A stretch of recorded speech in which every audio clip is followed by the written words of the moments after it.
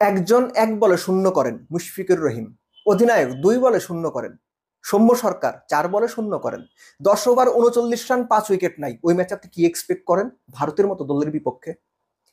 তাওহিদ হৃদয়ের সেঞ্চুরি বাংলাদেশকে 228 পর্যন্ত নিয়ে গেছে। এটার জন্য সবার উচিত তাওহিদ হৃদয়ের জন্য বড় একটা করতালি দেওয়া, নইলে there is every chance Bangladesh 120-30 all out হইতো। ইনফ্যাক্ট 0 রানে জাকির আলী লাইফ পেয়েছিলেন, তাওহিদ হৃদয় 21 রানে লাইফ পেয়েছিলেন। ওই দুটো যদি লাইফ না হতো বাংলাদেশ 120-30 হয়তো করতে পারতো না। এনিওয়েজ, বাংলাদেশের টপ অর্ডার কলাপস করার এই চিত্র নতুন কিছু না।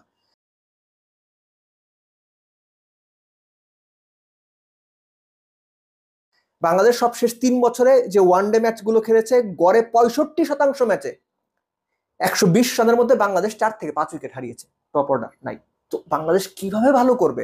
আপনি সবশেষ 3 সিরিজ হিসেব করেন না কেন? ওয়েস্ট ইন্ডিজের বিপক্ষে দ্বিতীয় ওয়ানডেতে বোধ হয় কত 104-5 রানে 4-5 উইকেট নাই। আফগানিস্তানের সঙ্গে এক ম্যাচে তো 120-এ 2 উইকেট, 143 অল আউট হলো। আরেকটায় 74 রানে 4 উইকেট। শ্রীলঙ্কার বিপক্ষে তৃতীয় ওয়ানডেতে বোধ হয় 130-এ 5 উইকেট। সো এই যে ধারাবাহিকতা, এটা কিন্তু চলছেই, এবং সেটারই একটা রিফ্লেকশন আমরা দেখলাম ভারতের বিপক্ষে চ্যাম্পিয়ন্স ট্রফির প্রথম ম্যাচে। একটা ব্যাপার আমার মনে হয়েছে যে ভারতের বিপক্ষে জিততেই হবে, ভারতকে হারাতেই হবে। এই ব্যাপার চিন্তা করে না বাংলাদেশের ব্যাটসম্যানরা অতিরিক্ত একটা চাপ নিয়ে নিয়েছে, তারা প্যানিক বাটন প্রেস করেছে। আপনি সৌম্যর ব্যাটিং দেখেন, শান্তর ব্যাটিং দেখেন, তানজিদ তামিমকে মনে হচ্ছিল কমফোর্টেবল, কিন্তু তিনি উইকেট দিয়ে এসেছেন। অন্যান্য যারা ব্যাট করেছেন, যারা রান করতে পারেনি, সবার ব্যাটিং এর মধ্যে আপনি খেয়াল করে দেখবেন কেমন যেন একটা প্যানিক বাটন প্রেস করা একটা ব্যাপার ছিল। তাওহিদ হৃদয় এবং জাকের আলী অনিক তারা যখন ব্যাট করছিলেন, আপনি 10 ওভারে 39 করেছেন, 20 ওভারে গিয়ে 79 হয়েছে। ওই 5 উইকেট যাওয়ার পরে কিন্তু 40 রান হয়েছে পরের 10 ওভারে। পরের 10 ওভারেও 30-32 রান হয়েছে। তারপর 30 থেকে 40, এই 10 ওভারে বাংলাদেশ প্রায় 53-54 রান করেছে। শুধু তাই নয়, 41 থেকে 45, এই 5 ওভারে বাংলাদেশ 47 রান করেছে। অর্থাৎ ওই উইকেটে একটু ধৈর্য ধরে, একটু মাথা খাটিয়ে খেললে ভালো করা সম্ভব ছিল। কিন্তু বাংলাদেশের টপ অর্ডার যথারীতি অভ্যেস মতো কলাপস করেছে। কোনো রকম ভালো পারফরমেন্স কিংবা কোনো রকম সাস্টেইনেবল পারফরমেন্স দিতে পারেনি, যেটা দলকে প্রোটেক্ট করতে পারে। আর এই প্রোটেক্ট বা সুরক্ষার প্রশ্নেই আসে যে আপনি যদি আপনার ঘরকে রং দিয়ে প্রোটেক্ট করতে চান, শাইন, গ্ল্যামার এবং প্রোটেকশন নিশ্চিত করতে চান, তাহলে আজই নিয়ে আসুন জাপানিজ টেকনোলজিতে প্রস্তুত পরিবেশ বান্ধব নিপ্পন পেইন্ট। বাংলাদেশ শেষ দিকে গিয়ে যখন ক্র্যাম্প করলেন তাওহিদ হৃদয়, তখনকার ফেসটা না পুরো ম্যাচের হিসাবটা বদলে দিয়েছে। একটা সময় মনে হচ্ছিল বাংলাদেশ 120-30 করবে, সেই বাংলাদেশ যখন মনে হচ্ছিল 250-60 করতে পারে। আপনি 215-16 রান হয়ে গেছে, বা 212 রান বোধ হয়েছিল, এক্স্যাক্টলি আমার মনে নেই, 45 ওভারে। আপনি যখন শেষ 5 ওভারে ওই অবস্থাতে গিয়ে 20টা রান করতে পারবেন না, শেষ 5 ওভারে যেখানে সবাই এক্সপেক্ট করছে 40-50 রান হবে, তখন আপনার মন খারাপ হতে বাধ্য। আমার মনে হয় সব ভক্তেরই হয়েছে। বাট বাংলাদেশের শুরুটা যদি আপনি ব্যাটারদের দিক থেকে খেয়াল করেন, তাহলে অত জঘন্য ব্যাটিং এর পরও 228 পর্যন্ত গিয়েছে, মানে এটা মনদের ভালো, ওই যে আমরা সম্মানটা মোটামুটি বেঁচেছে।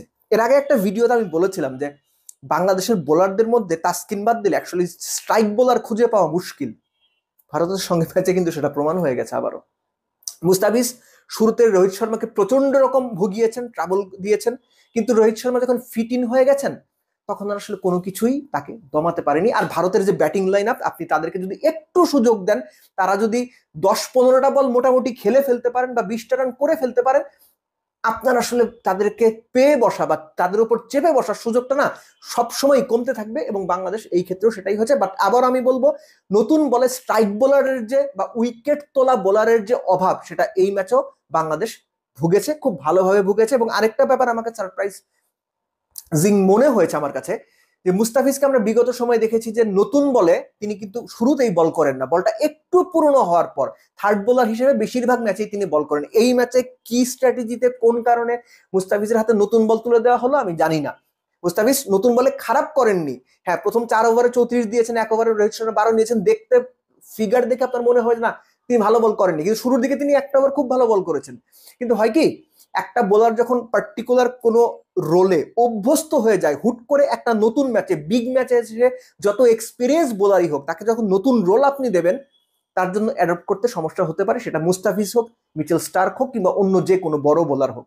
বাট অ্যাপার্ট ফ্রম এভরিথিং, বাংলাদেশের ব্যাটারদের পারফরমেন্স সত্যিকার অর্থেই খুবই বাজে, খুবই খারাপ। টপ অর্ডারের পারফরমেন্স, তাওহিদ হৃদয় আমি বলবো যে he had a very good knock.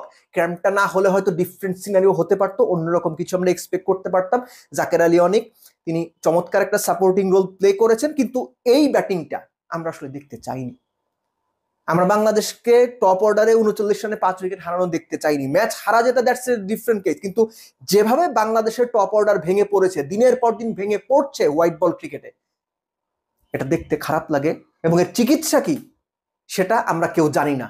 এটা যখন মানে বুঝতে পারি যে কোনো চিকিৎসা আসলে নেই বা চিকিৎসায় কাজ হচ্ছে না, তখন আরো বেশি খারাপ লাগে। কেননা কোটি কোটি দর্শক ফোন নিয়ে বা টিভির সামনে খেলাটা যখন দেখতে বসেন, তারা ওই এক্সপেকটেশনসটা নিয়ে বসেন, দেশ ভালো খেলবে, দেশের প্লেয়াররা ভালো করবে, তাদের যে আবেগ, সেই আবেগটার প্রতি সম্মান দিয়ে হলেও, দেশের জন্য হলেও দারুণ কিছু বা লড়াই করার মানসিকতা দেখাবে। কিন্তু বাংলাদেশের টপ অর্ডার ব্যাটারদের মধ্যে না একটা বড় সময়ের জন্য ওই লড়াই করার মানসিকতা পর্যন্ত দেখা যায় না, এবং বেশিরভাগ ক্ষেত্রে বড় ম্যাচে তারা প্যানিক বাটন প্রেস করে বসে থাকে।